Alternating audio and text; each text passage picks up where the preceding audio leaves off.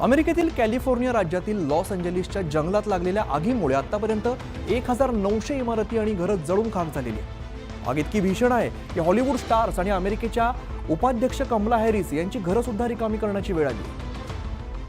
Loss एंजेलिसच्या जंगलात मंगळवारी लागलेली आग 3 दिवसात 28,000 एकर परिसरामध्ये पसरलेली असून त्यात 5 जणांचा मृत्यू झाला। सुमारे 50,000 लोकांना तात्काळ घरं रिकामी करण्यास सांगितलेलं असून 3 लाख लोकांना सुरक्षित स्थळी जाण्याच्या सूचना देण्यात आल्या। आतापर्यंत 4,856 हेक्टर क्षेत्र बाधित झाले। आगीत सुमारे 1100 इमारती जळून पूर्णपणे खाक झालेल्या असून 28,000 घरांचं नुकसान झाले। प्रशासनानं शहरात आणीबाणी जाहीर केलेली आहे। लॉस एंजेलिस कॅलिफोर्निया हे शहर पर्वतांमध्ये वसलेलं आहे। इथं पाईनची मोठी जंगल आहे। सुकलेली डेरेदार झाडं जळल्याने मंगळवारी आग लागली। पुढच्या काही तासात या आगीने लॉस एंजेलिसच्या मोठ्या भागाला वेढलं आणि एकच हाहाकार उडाला। आगीनंतर शहरातील हवा विषारी झालेली असून इथल्या AQI ने 350 चा आकडा ओलांडलेला आहे। आग इतकी भयंकर होती की अंतराळातून सुद्धा तिची भीषणता पाहायला मिळते। कॅलिफोर्नियातील आगीवरती हेलिकॉप्टर आणि विमानांच्या सहाय्याने नियंत्रण मिळवण्याचे प्रयत्न सुरू आहेत। मात्र जोरदार वाऱ्यामुळे हे काम कठीण होत आहे। वाऱ्याची दिशा बदलत असल्यामुळे आग सतत वेगवेगळ्या ठिकाणी पसरते। आगीमध्ये मालमत्तेचं तर नुकसान झालंय, पण शेकडो झाडं आणि जनावरं सुद्धा जळून खाक झाली आहेत। लॉस एंजेलिस शहरात सध्या 160 किलोमीटर प्रति तास वेगाने वारं वाहत आहे। त्यामुळे आगीवरती नियंत्रण मिळवणं कठीण झालंय।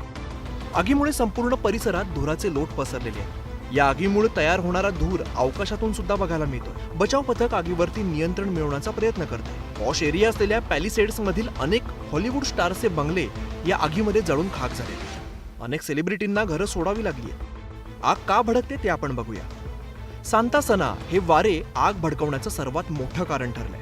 हे वारे खूप उष्ण असतात। या वाऱ्यांचा दक्षिण कॅलिफोर्नियावरती सर्वाधिक परिणाम होतो। सध्या ताशी 130 ते 160 किलोमीटर वेगाने वारे वाहत आहेत। त्यामुळे नुकसान वाढलेलं आहे। हेलिकॉप्टर आणि विमानांच्या सहाय्याने आगीवरती नियंत्रण मिळवण्याचे प्रयत्न सुरू आहेत। मात्र वादळी वाऱ्यामुळे आगीवरती नियंत्रण मिळवणं कठीण होत आहे। वाऱ्याची दिशा बदलत असल्याने आग सतत वेगवेगळ्या ठिकाणी पसरते। बुलढाण्यात मागच्या काही दिवसांमध्ये 40 ते 50 लोकांना टक्कल पडलेला आहे। नागरिकांच्या डोक्याला खाज सुटते, केस गळायला लागतात आणि त्यानंतर काही दिवसातच टक्कल पडल्याचं समोर आलेलं आहे। याची सध्या जोरदार चर्चा सुरू आहे आणि महत्त्वाचं म्हणजे या प्रकरणाची आता सरकारनं सुद्धा दखल घेतली आहे। बुलढाण्यात टक्कल व्हायरसनं थैमान घातलंय। शेगावच्या बोंडवड, कालवड आणि कठोरा गावातले गावकरी गेल्या काही दिवसांपासून केस गळतीच्या समस्येने हैराण आहे। आता आरोग्य विभागाकडून केस गळतीचं कारण समोर आलं। त्याच्यामध्ये नायट्रेटचं प्रमाण हे 10च्या आत नॉर्मली असायला पाहिजेत, परंतु जे सॅम्पल आम्ही पाठवलं त्याच्यामध्ये 54 मिलीग्राम पर लिटर इतकं जास्त प्रमाणात नायट्रेट्स आढळून आले आणि त्याचा TDS सुद्धा 21 आहे। सर्वेक्षण करून आरोग्य खात्याने अहवाल सादर केला। सर्वसाधारणपणे पाण्यामध्ये नायट्रेटचं प्रमाण हे 10% असावं लागतं, तर या गावांमध्ये हे प्रमाण 54% इतकं आहे। पाण्यामध्ये नायट्रेटचं प्रमाण वाढल्याने कोणते धोके संभावतात पाहूया। लहान मुलांच्या रक्तातील ऑक्सिजनचं प्रमाण कमी होण्याचा धोका याने तयार होतो। रक्ताभिसरण संदर्भातल्या आजारांची शक्यता बळावते। नायट्रेटयुक्त पाणी पिण्यायोग्य राहत नाही, यामुळे आरोग्याच्या गंभीर समस्यांना सामोरं जावं लागतं। पाण्यामध्ये क्षारांचं प्रमाण 2100 इतकं आहे, जे 110 असणं अपेक्षित। या घातक पाण्यामुळेच लोकांना केस गळतीचा त्रास सुरू झाल्याची माहिती आहे। या गावातील पाणी आता तपासणीसाठी पुण्याच्या प्रयोगशाळेत पाठवलं गेलंय। राज्याचा कारभार ज्या मंत्रालयातून हाकला जातो त्या मंत्रालयात बुधवारी एका गाडीची दिवसभर चर्चा होती, कारण मंत्रालयाचे प्रवेशाचे सगळे नियम डावलून या गाडीला आतमध्ये प्रवेश दिल्याची माहिती समोर येते। या गाडीला स्पेशल ट्रीटमेंट मिळण्याचं कारण काय? गाडीतली मंडळी कोणाचे पाहुणे होती याची चर्चा रंगलेली आहे। मंत्रालयातल्या एका शानदार एंट्रीने बुधवारी सगळ्यांच्याच भुवया उंचावल्या। ही लॅविश एंट्री होती एका चकचकीत आणि अति महागड्या लॅम्बोर्गिनी गाडीची। झापूक झुपूक वेगाने ही गाडी मंत्रालयात शिरली आणि कुजबुज रंगायला लागली। मंत्रालयात जिथे सर्वसामान्यांसाठी सुरक्षेचं अभेद्य कवच असतं, तिथे या लॅम्बोर्गिनीला मात्र VIP एंट्री मिळाली। ना कोणतंही चेकिंग, ना कोणतीही अडवणूक। त्यामुळे ही गाडी कोणाची आली, कुठून आली, कोणाला भेटायला, असे एक ना अनेक प्रश्न उपस्थित झाले। ते गूढ आहे। धूमकेतूप्रमाणे ती उगवली आणि निघून गेली। तुम्ही त्याचा शोध घेतला पाहिजे।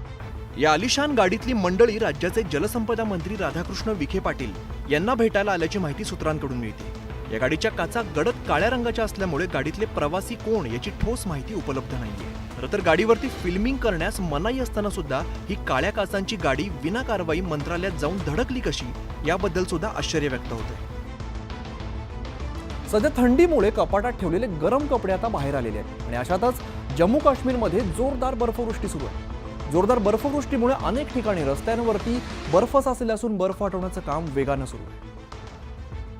पर्यटकांचं आकर्षण असलेल्या जम्मू काश्मीरमध्ये जोरदार बर्फवृष्टी सुरू आहे. जम्मू काश्मीरमधील लोकांना कडाक्याच्या थंडीचा सामना करावा लागतोय. जोरदार बर्फवृष्टीमुळे अनेक ठिकाणी रस्त्यावरती बर्फ साचलेला असून जनजीवन हे विस्कळीत झालंय. राष्ट्रीय महामार्ग देखील बंद झाले. घरांवर, रस्त्यावर चौकडे बर्फच बर्फ दिसतोय.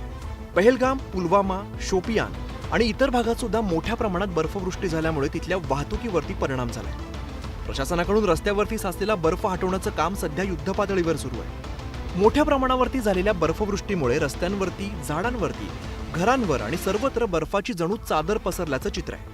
काश्मीरचे सौंदर्य पर्यटकांना पर्यटनासाठी खुणावतंय. बर्फाळ चादर पसरल्याने इथला परिसर खुलून दिसतोय. श्रीनगरच्या बाहेरील टेकड्या सुद्धा बर्फाने झाकलेल्या आहेत. मसाजोगचे सरपंच संतोष देशमुख यांच्या हत्येनंतर मोठी खळबळ निर्माण झालेली आहे. सुरेश धस यांच्याकडून रोज या संदर्भात मोठे खुलासे केले जात आहेत. पैठणमधील मोर्चात धस यांनी मुन्नी नेमकी कोण याबद्दलचा मोठा खुलासा केलाय. भाजपचे आमदार सुरेश धस यांनी पैठणमध्ये पत्रकारांशी बोलताना राष्ट्रवादीमध्ये एक वरिष्ठ मुन्नी आहे असा उल्लेख केला. यानंतर राष्ट्रवादीतील ही मुन्नी कोण या चर्चांना उधाण आले. या संदर्भात उपमुख्यमंत्री अजित पवार यांना विचारलं असता ते चांगलेच संतापले. त्यांनी भाजप आमदार सुरेश धस यांचा चांगलाच समाचार घेतलाय. मुन्नी जे आहे, मी फक्त मुन्नीच्या बाबतीत एकच सांगतो की मुन्नी ही महिला भगिनी वगैरे नाही. ही राष्ट्रवादीतली मुन्नी ही पुरुष आहे आणि मी जे बोललोय त्या मुन्नीला 100% कळालेलं आहे. फक्त ती बाहेर आलेली नाही. मुन्नींनी बाहेर येऊ द्या. बडी मुन्नी कोण आहे त्यांना विचारा. हे असले फालतू गोष्टी कोणी बोलत असेल तर मी स्पष्ट नावं घेऊन बोलणार आहे. त्याच्यामुळं त्याला विचारा कोण आहे ते. सुरेश धस यांनी गेल्या काही दिवसांपासून घेतलेल्या आक्रमक पवित्र्यामुळे आणि आरोपांच्या फैरींमुळे राष्ट्रवादी काँग्रेस काहीशी बॅकफूटवरती असल्याचं चित्र दिसून आलंय. पवनचक्की कंपनीकडून खंडणी मागितल्याप्रकरणी वाल्मिक कराड अटकेमध्ये. विशेष म्हणजे यापूर्वी वाल्मिक कराडवरती 14 गुन्हे दाखल आहेत आणि असं असताना मुख्यमंत्री माझी लाडकी बहीण योजनेच्या परळी मतदारसंघाच्या समिती अध्यक्षपदी वाल्मिक कराडची नियुक्ती करण्यात आल्याची माहिती समोर आली. इतके गुन्हे असताना वाल्मिक कराडची नियुक्ती कशी करण्यात आली असा सवाल विरोधकांनी उपस्थित केला आहे. राज्य सरकारच्या महत्वाकांक्षी लाडकी बहीण योजनेच्या बीडच्या परळीतील समितीचं अध्यक्षपद हे खंडणी प्रकरणातील आरोपी वाल्मिक कराडला देण्यात आलं होतं अशी धक्कादायक माहिती समोर आली आहे. तत्कालीन पालकमंत्री असलेल्या धनंजय मुंडेंच्या शिफारसीने वाल्मिक कराडची या समितीच्या अध्यक्षपदी नियुक्ती करण्यात आली होती. आज ही वाल्मिक कराडच्या सोशल मीडिया अकाउंटवरती अध्यक्ष, मुख्यमंत्री माझी लाडकी बहीण योजना, सदस्य बीड जिल्हा नियोजन समिती, गटनेता परळी नगर परिषद असा उल्लेख आहे. वाल्मिक कराड विरोधात गुन्हे दाखल असताना सुद्धा समितीचं अध्यक्षपद कसं दिलं गेलं असा सवाल विरोधकांनी उपस्थित केलाय. माणसावर एक्स्टॉर्शनचा गुन्हा आहे, त्याला तुम्ही महिलांच्या या लाडली बहीण योजनेचा अध्यक्ष करता. जे किती असंवेदनशील, इट्स शॉकिंग. वाल्मिक कराडच्या नियुक्तीवरून धनंजय मुंडेंना आणि महायुती सरकारला घेरण्याची आयती संधी विरोधकांना मिळाली आहे इतकं खरं. संतोष देशमुखांच्या मारेकऱ्यांना फाशीची शिक्षा व्हावी यासाठी आज पैठणमध्ये जनआक्रोश मोर्चा काढण्यात आलेला आहे. यावेळेला भाषणामध्ये आष्टीचे आमदार सुरेश धस यांनी ओबीसी नेते लक्ष्मण हाकेन यांच्यावरती निशाणा साधलेला आहे. पैठणमध्ये काढण्यात आलेल्या जनआक्रोश मोर्चात सुरेश धस यांनी वाल्मिक कराड आणि धनंजय मुंडे यांच्यासह लक्ष्मण हाकेंवर सुद्धा निशाणा साधलाय. कोणीही उठतो आणि या समाजाचा मोर्चा म्हणतात.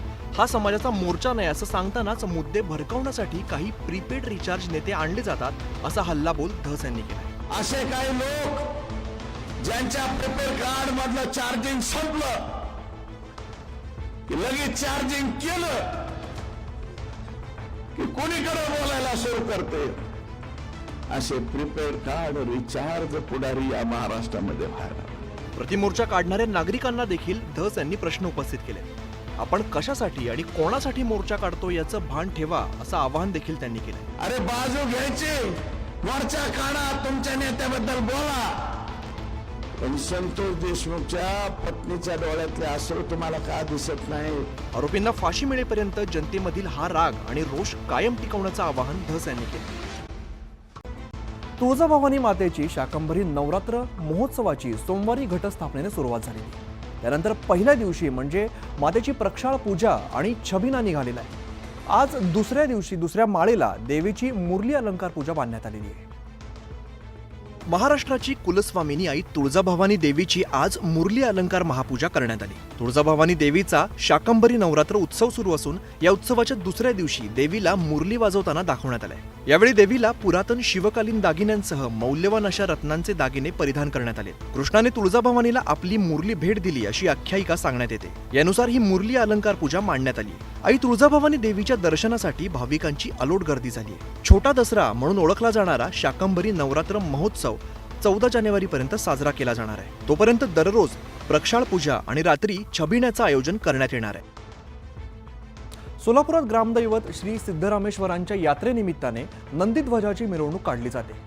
या यात्रेसाठी 4 ते 5 लाख भाविक येत असतात. यात्रेसाठी जोरदार तयारी सुरू असून धार्मिक विधींनी सुरुवात झालेली आहे.